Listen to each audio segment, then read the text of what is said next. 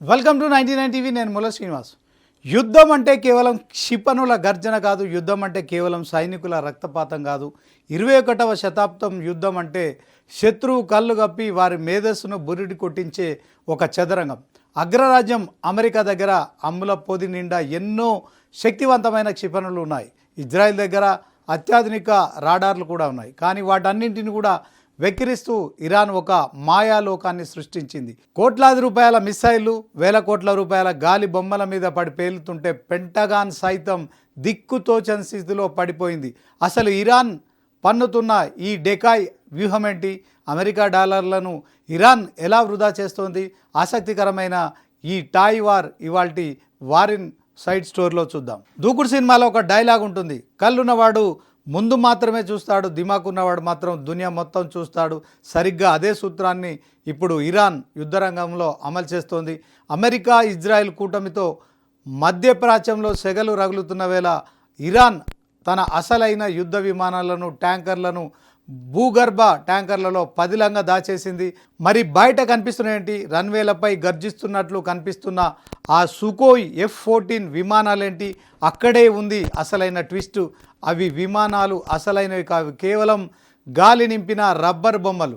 ఒకవైపు అమెరికా గర్వంగా చెప్పుకునే పేట్రియాట్ క్షిపణి, ఒక్కొక్క దాని ధర అక్షరాల 20 నుంచి 50 లక్షల డాలర్లు, అంటే మన ఇండియన్ కరెన్సీలో సుమారు 16 కోట్ల నుంచి 40 కోట్ల రూపాయలు. మరోవైపు ఇరాన్ ఉపయోగిస్తున్న గాలి బొమ్మలు, చెక్కతో చేసిన నకిలీ విమానాల ధర కేవలం కొన్ని వేల రూపాయలు మాత్రమే. అంటే అమెరికా ఒక్కసారి బటన్ నొక్కితే 40 కోట్లు గాలిలో కలిసిపోతున్నాయి. కానీ అక్కడ ధ్వంసమవుతోంది మాత్రం కేవలం ఒక ప్లాస్టిక్ బొమ్మ మాత్రమే. ఇరాన్ ఈ మాఫియా యుద్ధం కోసం చైనా నుండి దాదాపు 9 లక్షల నకిలీ యుద్ధ పరికరాలను దిగుమతి చేసుకున్నట్లు ఇంటెలిజెన్స్ వర్గాలు ఘోషిస్తున్నాయి. అవి సాధారణ బొమ్మలు కావు, 3D పెయింటింగ్స్.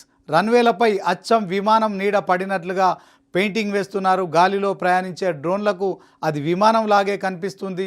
ఇక రెండోది థర్మల్ హీటర్స్. సాధారణంగా క్షిపణుల ఇంజన్ నుంచి వచ్చే వేడిని బట్టి దాడి చేస్తాయి. దీన్ని కనిపెట్టిన ఇరాన్ ఆ నకిలీ బొమ్మల లోపల చిన్న హీటర్లను పెడుతోంది. దీంతో అమెరికా దాదాపు అవే నిజమైన ఇంజిన్లే అని భ్రమపడుతున్నాయి. ఇక మూడవది మెటాలిక్ కోటింగ్. శాటిలైట్ రాడార్లను సైతం మోసం చేయడానికి ఈ బొమ్మలపై ప్రత్యేకమైన మెటాలిక్ పెయింటింగ్స్ వేస్తున్నారు. ఫలితంగా స్పేస్లో ఉన్న శాటిలైట్లు కూడా ఇది ఒరిజినల్ యుద్ధ విమానమే అనే సిగ్నల్ వెళ్తుంది. ఇటీవల ఇజ్రాయెల్ కొన్ని వీడియోలను విడుదల చేసింది. అందులో ఇరాన్ హెలికాప్టర్లను తాము ధ్వంసం చేశామని క్లెయిమ్ చేసింది. కానీ ఆ రక్షణ నిపుణులు ఆ వీడియోలు భూతద్దంలో పెట్టి చూస్తే అసలు విషయం బయటపడింది.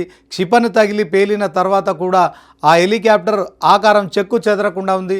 అంటే అది రబ్బర్తో చేసిన డెకాయ్ అని స్పష్టమైంది.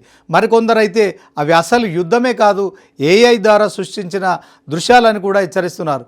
యుద్ధం ఇప్పుడు భూమి మీద కాదు, ఇన్ఫర్మేషన్ వార్, అంటే సమాచార వ్యవస్థల మధ్య జరుగుతోంది. తక్కువ ఖర్చుతో కూడిన మోసం, శత్రువుకు అత్యంత ఖరీదైన వైఫల్యం. ఈ సూత్రమే ఇప్పుడు అమెరికాను వేధిస్తోంది. వేల కోట్లు ఖర్చు చేసి తయారు చేసిన ఆయుధ సంపత్తి గాలిలో నింపిన బొమ్మల మీద ప్రయోగిస్తుంటే అమెరికా ఆయుధ నిల్వలు హరించుకుపోతున్నాయి. ఇరాన్ మాత్రం చిరునవ్వుతో తన అసలైన బలాన్ని బంకర్లలో దాచుకొని అమెరికాను ఆర్థికంగా దెబ్బకొడుతుంది. ఇది క్షిపణుల మధ్య పోరు కాదు, ఇది డాలర్ల దహనకాండగా మరి తెలుస్తోంది. చూశారుగా, యుద్ధం అంటే కేవలం కండబలం కాదు, గుండె బలం అంతకంటే కాదు, అది పక్కాగా బుద్ధి బలం. ఇరాన్ వేసిన ఈ ఫేక్అవుట్ స్కెచ్ ఇప్పుడు ప్రపంచ దేశాలకు కూడా ఒక కొత్త పాఠం నేర్పుతోంది.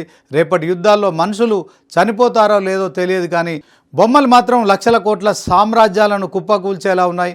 అమెరికా ఈ బొమ్మల ఉచ్చు నుండి ఎలా బయటపడుతుందో చూడాలి. మరిన్ని అంతర్జాతీయ యుద్ధ విశేషాల కోసం చూస్తూనే ఉండండి 99 టీవీ.